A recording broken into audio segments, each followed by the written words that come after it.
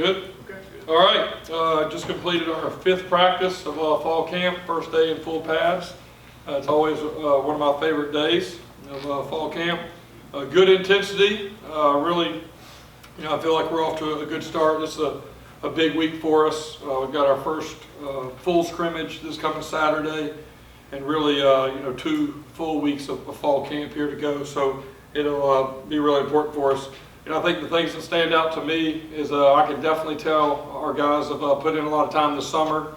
Just overall conditioning, much better than what I can remember the last 2 years.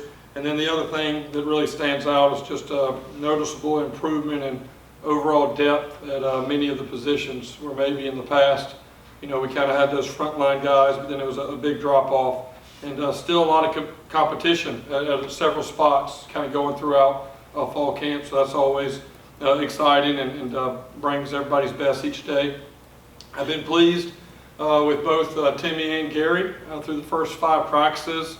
I think they were both above 70% on completions through the first 5 practices, so really proud of that. Timmy's obviously worked hard this summer like we talked about, and I think just time in the film room feels a lot more comfortable with some of our offensive installation. He's had a really good beginning of fall camp. And then same thing with Gary, very accurate thrower, just has really good pocket presence and just kind of a maturity and understanding of what we're trying to do. So that's been a fun competition watching those guys compete.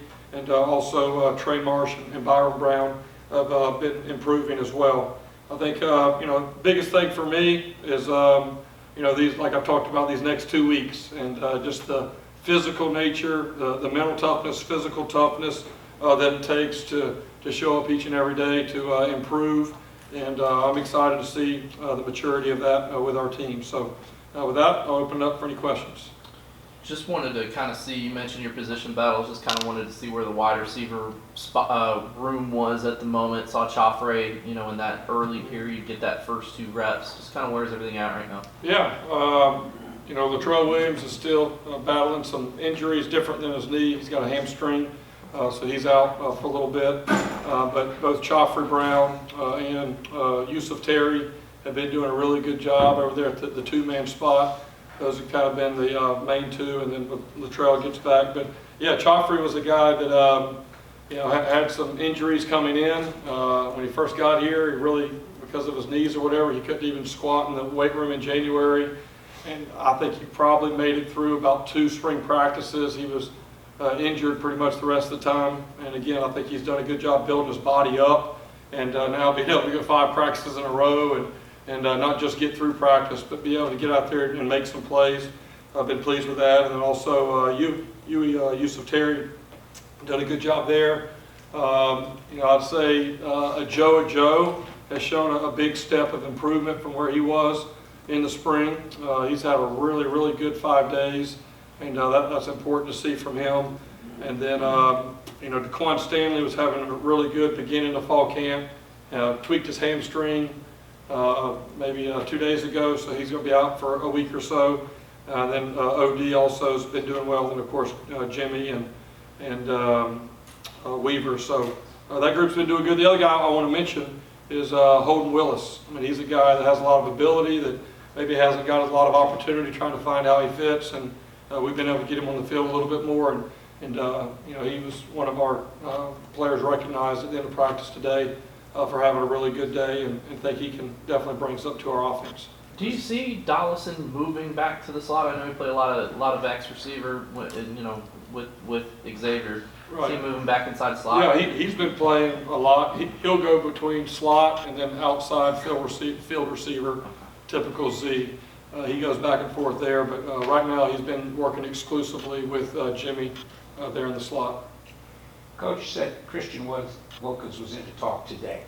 Kid from Massachusetts, comes to Clemson when Clemson isn't the big power, walks in. What does he tell your players about going from here to here? Yeah, it was great. I've obviously shared a lot of experiences with our players on what I learned from my time there at Clemson, and kind of building that program with starting with the culture at the bottom and how you do things. And I just told the players when I introduced Christian, I would say, There's been a lot of great players come through Clemson, the last 12 years, but Christian Wilkins would be in the top 3 as far as most impactful players on that football team, on that program, because of the way that he carried himself. I mean, he was a William Campbell Trophy winner, which is kind of like the best player that's also, best community leader and has all the intangibles off the field. And Christian was that way when he showed up. And another message I give to our guys all the time that, pros, they work like pros, they take care of their bodies like pros, they train like pros before they become pros. And Christian was a guy, as a true freshman, you could tell, like, this kid's going to be an NFL player, just his mindset, his work ethic. He brought the energy each and every day. Honestly, I didn't know that he was going to be out here. Obviously, those guys are busy with their training camp, but I believe the Dolphins are with the Bucs here for maybe a day or two and going to be playing Saturday. So it was nice for him to stop by, and it was awesome for him to be able to share some words of wisdom with our guys during this part of fall camp. Coach, you talk about depth.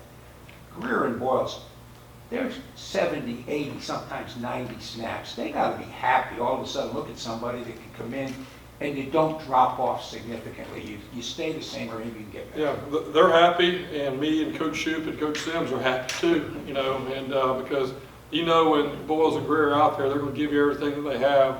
But again, I mean, we look at how many games we're right there in the fourth quarter last year and we're not able to finish. And obviously there's things that we control that we have to focus on. But the other thing as a coach, when you study your roster, your depth chart, your personnel, was, whenever you have an opportunity to, roll a few guys in there, then your best guys can be their best in the fourth quarter.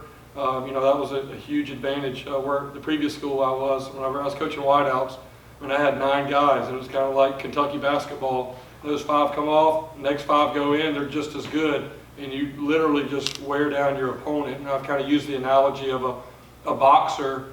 If you have on the other side of the ring is 2 boxers, and they alternate, each round, and that other guy's got to stay in there the whole round, every round for 10 rounds. By the 9th and 10th round, you get that knockout, right? And so that's ultimately where we want to get at all of our positions. But I do feel that linebacker, another guy that maybe doesn't get talked about as much, is Brian Norris. He's had a really good offseason, and is a guy that we do trust in there. I think him and DJ Gordon have really, given us a lot of confidence so far to be able to come in and help Boyles and Greer when needed. Saw a period where Boyles was working with the defensive line group today, working some pass rush moves. Is there maybe a world where he gets a little bit closer to the line of scrimmage for DJ Gordon or Jalen Schuler, Brian Marsh type to get on? I don't know. I don't think that we really have a package there. I think what you're seeing is sometimes when we're doing special teams and Boyle's not included on that special teams, he'll go work on his pass rush moves with the D-line because he is one of the better blitzers that we have coming off the edge. But some of that, I mean, Coach Shoup still's got plenty of install to go with our guys. There's only so much you can do in your first spring and fall camp. So some of it will kind of be game by game what we'll do with Boyles. But he's definitely a guy that we feel has a good pass rush. And if we can get him on the edge, matched up on some tight ends or tackles, could be beneficial for us. You mentioned how Christian Wilkins showed up with the right mindset from the get-go. How often do you get guys like that, and how much time do you guys spend fueling a mindset, and what's the reasonable expectation? Is it like a year before kids kind of know? I think everybody's different, right? I think it's our job as coaches to get to know your players. That's why one of our pillars in our for our program is communication. That's the number one, right? Having great communication, get to know your players, figure out kind of what motivates them, what drives them, and how can you reach them. And I mean, ultimately, the big answer is the earlier you can get your players to buy in and believe in the process and what's required, and to have that maturity of mindset each and every day. I mean, and you get a collective room doing that. That's how you elevate your program. It's easier said than done, but I would feel when I'm trying to share some of my optimism, maybe of where we are, I kind of sense that among our team, among those seniors and juniors, those guys. So maybe that's the answer in 2.5, 3 years. I mean, it's kind of taken some of those guys kind of to get there. And you got to, for most guys, you have to go through that process. You got to, early on, you don't know what you don't know, right? You get there and you think it maybe just going to be easy or something, and then you kind of, fail a little bit. It's hard, and then you kind of work your way back, and then, very rarely do you have those guys that come in kind of day one mentality where they're ready to go. But Christian was one of those guys. Sammy Watkins was one of those guys. Just showed up day one, ready to play ball and kind of have that maturity and mindset. And I think we got a couple guys. A guy that I would say early on in 5 days, Eddie Kelly, a defensive end. He's really shown a lot on the field, off the field. He's got some maturity to him. He's got a drive to him that's a little unique for a freshman coming in. And I wouldn't be surprised at all if he's having a big impact really early for us. Jeff, especially among the veteran returning players, do you feel a sense of urgency among them to make sure 2022 is different? Yeah, I think I've sensed that from them in January, and that was kind of part of my message to them whenever they chose to come back is, don't come back unless you're coming back for a reason. I don't want you just to come back because you don't know what you're doing in life yet. You just want to come hang out for another year. If you're coming back, let's come back, on purpose and for purpose. And so I've really seen that from that group in January, and I think that's why, I've seen, just overall winter workouts, spring ball, summer workouts, kind of been a little bit higher level of intensity, and I think that's led by those, 12 super seniors. And you, back in the spring, you spoke very highly of how all the new faces were gelling with the team and all that. Have you seen that on the field for the first week here? Yeah. I mean, it's a battle out there. I think we're trying to make sure that we're getting good, intense practice, but not crossing over the line, right? And that was actually something I had Christian talk about because obviously NFL, a lot of big men out there practicing against each other every day. And so how do you bring that intensity and that physical mindset, but also you're competing with your teammates and not always against them, and that iron sharpens iron, and that's kind of that fine line, and that's learning how to practice. I mean, my first 2 years we'd be out there intensity, then all of a sudden a fight breaks out and you're just kind of rolling the rest of the day because everybody's upset about something, and every period somebody's shoving somebody, and at the end of the day you're not getting any work done, right? And so understanding how to do that. So I've seen progress there. And then I think also off the field, and that's the great thing about fall camp. It's the 1-2 week window that the players have, that we have, where we're around each other, whatever it is, probably 14 hours a day with no school, and it's just meetings, ball, sometimes team activities, those kind of things. And that's where you really kind of develop those bonds and relationship. Jeff, we saw last year, obviously Jimmy Horn could be an elite talent, saw it in drabs here and there.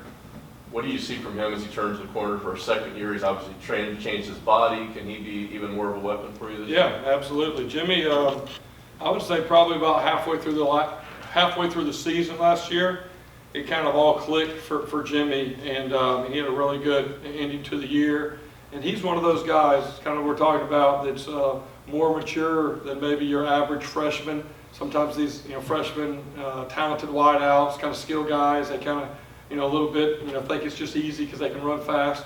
And he's very intentional. He's got a drive to be great. He's had a really good off season.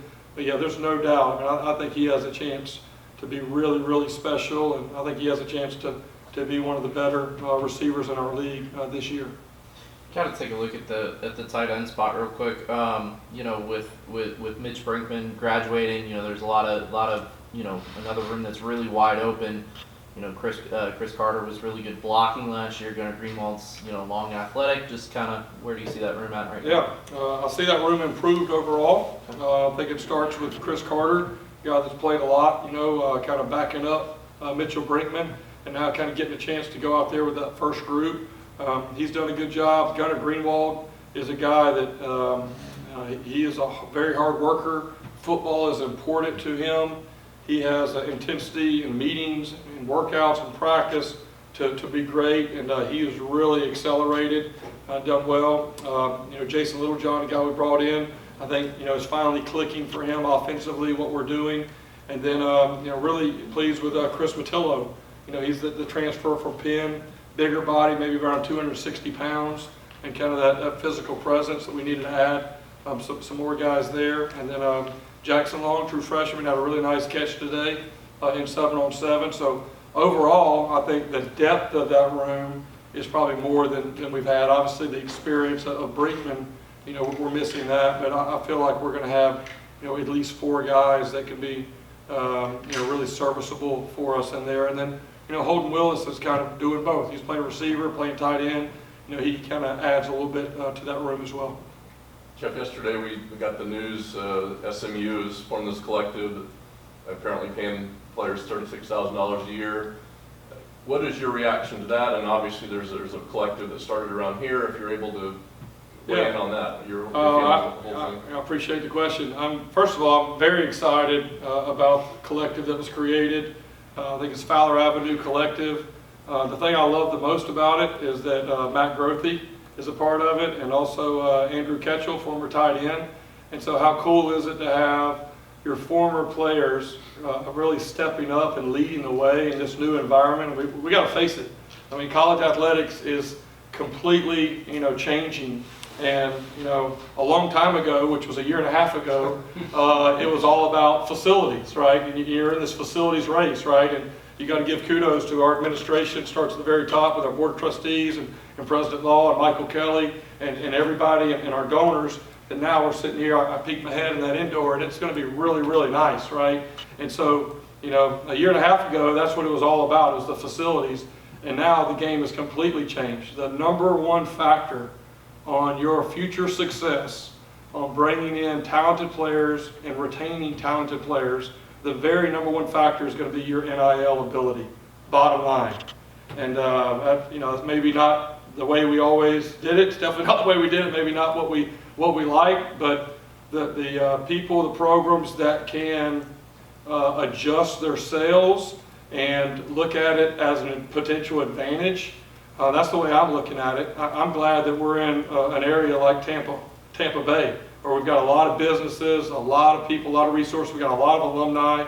I think for the very first time in college football, our fans and donors can legally have a direct impact on the level of our success. Where in the past they had to give money to facilities and hope that helped in recruiting and all of this. Well, this has quickly moved up to the number one factor. We had 2 young men that we recruited this spring that chose to go to schools that were in one conference below us. And it was because of what they were going to get. They were going to get $2,000 a month in the collective. And that was a conference below us. And we lost them here. So now for us to have our own collective that, our fans and donors can give money to, that can help support. I mean, for me, it's all about RDR, right? It's recruit, develop, retain, right? And now NIL is going to have a direct impact on recruiting. Now you can't tell a kid, hey, if you come here, we're going to give you this. But what you are able to say is, here is our collective. This is what they did this past year for our players, right? And then also, if you don't have a collective or you don't have a strong one, then you say, sorry, we don't have that. And they choose their school based off of that. That's just a new reality.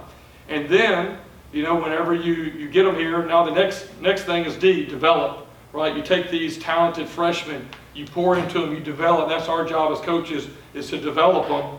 Well, then the last one is that R, right? Retain, right? Because now these young men, if you don't have a good collective in place and you don't have a support system in place, then you're going to see your guys leave to go be able to make some money at other places.